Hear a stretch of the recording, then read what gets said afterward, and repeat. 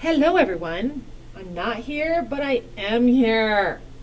I am working on with you right now a certain something that you happen to be working on in all your classes, your disease unit.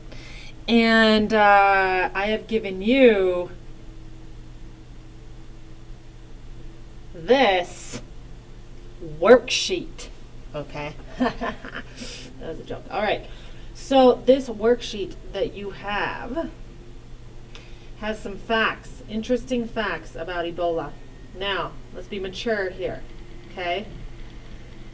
This is serious. These statistics in this particular graphic piece, this particular map, tells us how many cases there have been and how many out of those cases, how many of them have been deaths. So your first mathematical component to this is to determine the percent of deaths to Ebola. So what is the order from least to greatest of the percents for each country? So if we go to, if you notice in the map, we have 1, 2, 3, 4, 5, 6 places that are shown to us. And what do you know? I have 1, 2, 3, 4, 5, 6 spaces.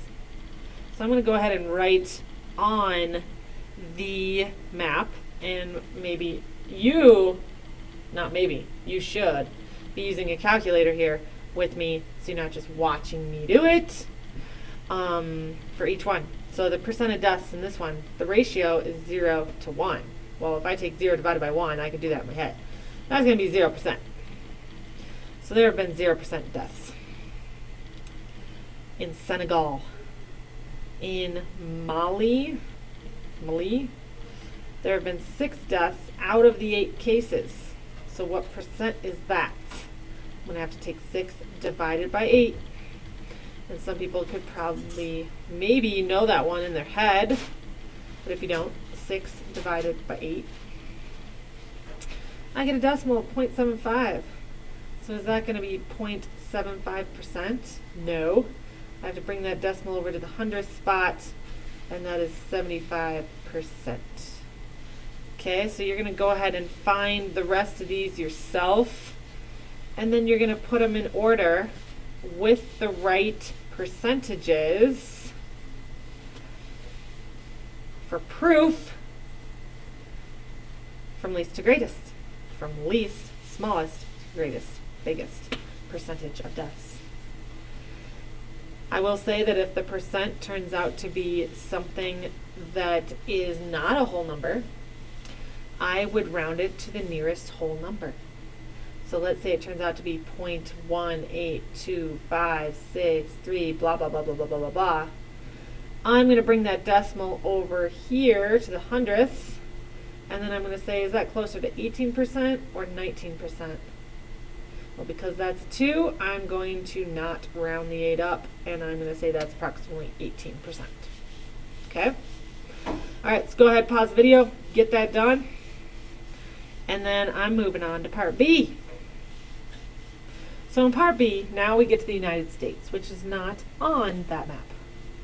The total number of survivors in the United States who has had, they've only had 4 cases and 1 confirmed death. So out of those cases, how many of them were survivors? Well, what are you thinking? If 1 died, how many are left? 3. So there were 3 survivors out of the cases in the United States. This number is, so 3 is the number of survivors in the U.S.